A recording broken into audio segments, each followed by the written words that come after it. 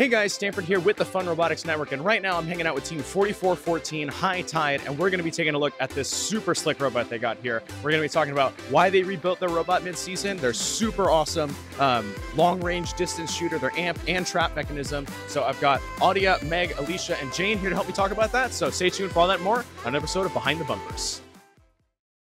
This video on fun is brought to you by viewers like you and also in partnership with the following.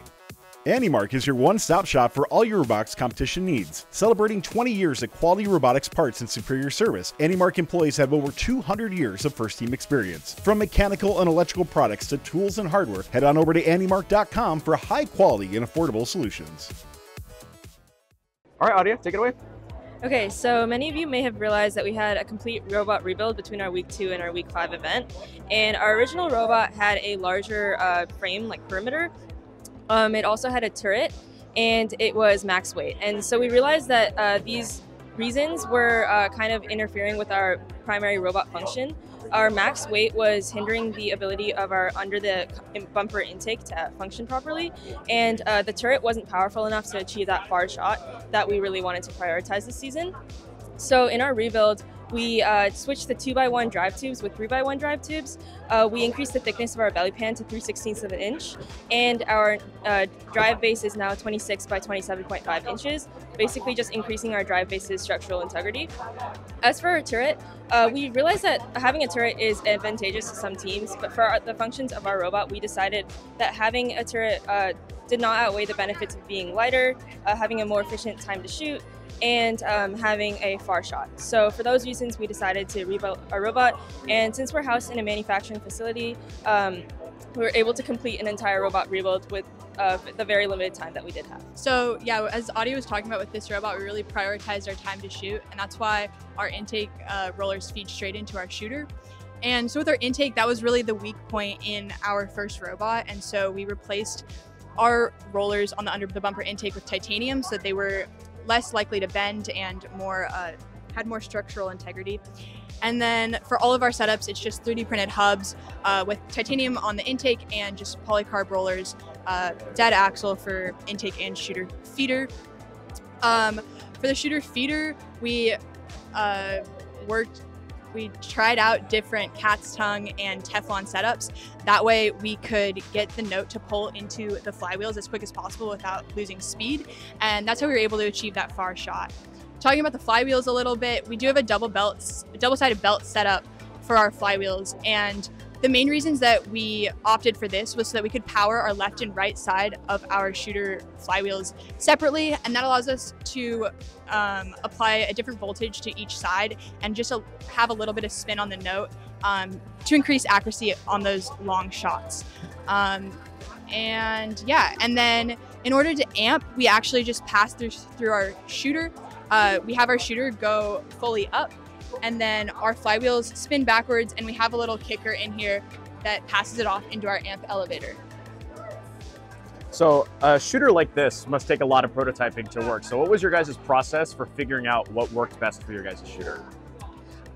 Yeah, so we actually have 4 motors on our shooter, and we were able to just make a configurable plate. We were testing different ratios and different sizes of our shooter flywheel. We ended up with 4.5, and so we tried to just prototype as soon as possible. We only had 3 weeks in between to rebuild, and we had learned a lot of lessons from our first robot, and basically we're able to just apply those and hit it almost perfectly the first time.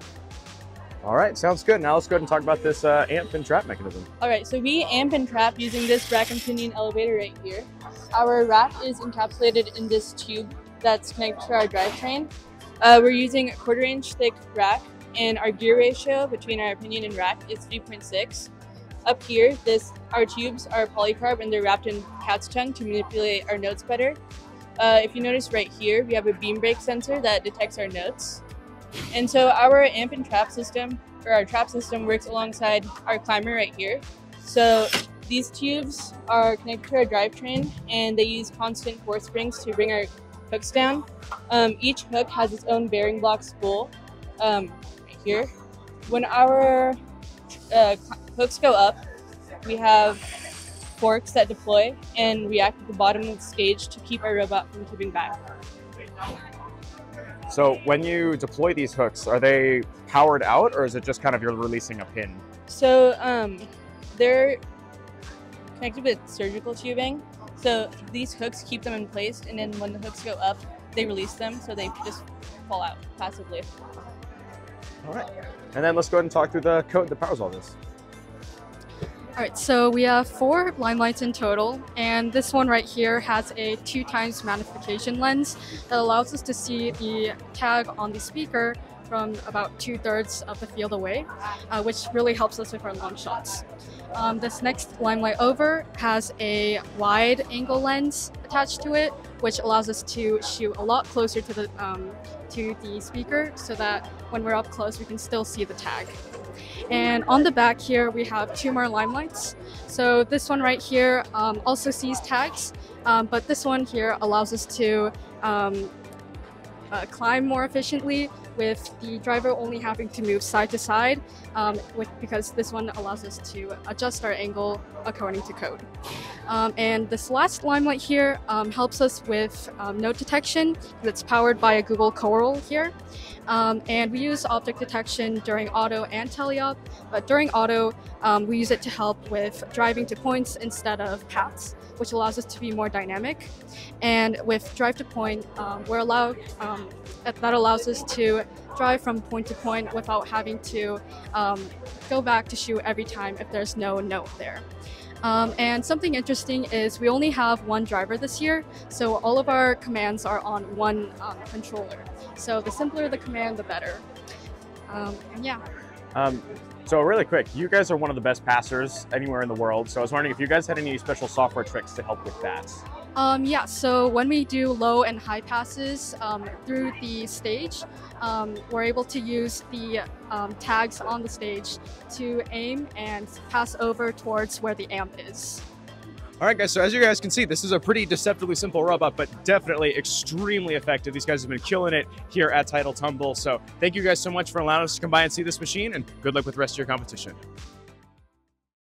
This video on fun is brought to you by viewers like you and also in partnership with the following.